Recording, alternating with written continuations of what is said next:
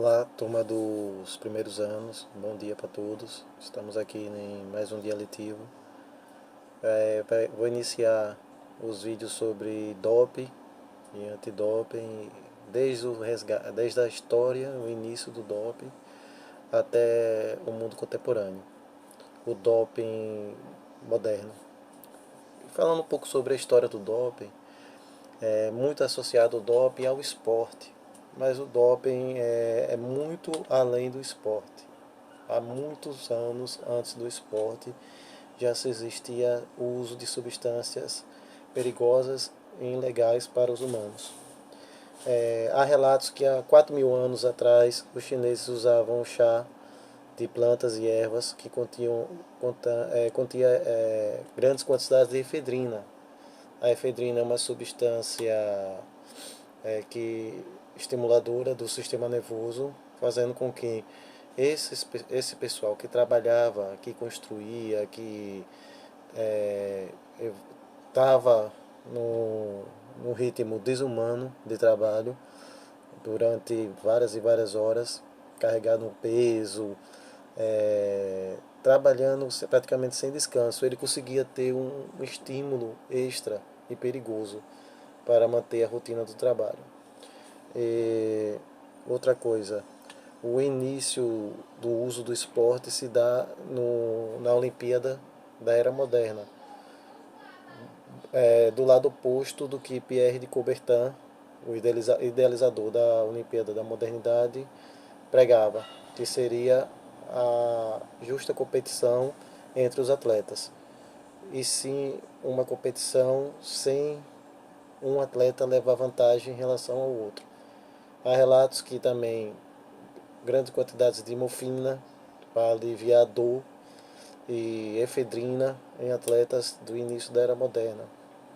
E quando o doping começou a evoluir mais, ao uso de um cabedal de substâncias maiores, a partir da Olimpíada de Berlim, quando Hitler queria provar a supremacia branca, supremacia do seu regime nazista em relação aos outros povos. Ele investiu em esteroides anabolizantes sintéticos, que são as testosteronas e seus derivados. Ele investiu em substâncias como afetaminas para os seus atletas conseguirem ter êxito em relação aos outros. Mas teve um norte-americano negro que conseguiu derrotar todos os atletas de provas de velocidade do regime nazista. Esse nome desse atleta é Jason Wills. Ele conseguiu ganhar dos principais atletas alemães. Em relação à Segunda Guerra Mundial, então, o doping eu posso classificar em 3 categorias: uso para o trabalho, uso para fins esportistas, do esporte, isso da história, e o uso na Guerra Mundial, na Segunda Guerra Mundial. Há relatos também que Hitler utilizava grandes quantidades de testosterona em seus soldados para ele conseguir ter maior resistência e força, para conseguir longas caminhadas, escaladas, ter uma vantagem no fronte de batalha. E também na aviação nazista, ele utilizava substâncias afetaminas para melhorar a acuidade visual dos seus pilotos. O que seria isso? Ele conseguiria ter maior concentração e mira para acertar os pilotos, as aeronaves rivais. E qual foi o período que teve a maior evolução da indústria do doping, onde conseguiram burlar o sistema antidoping?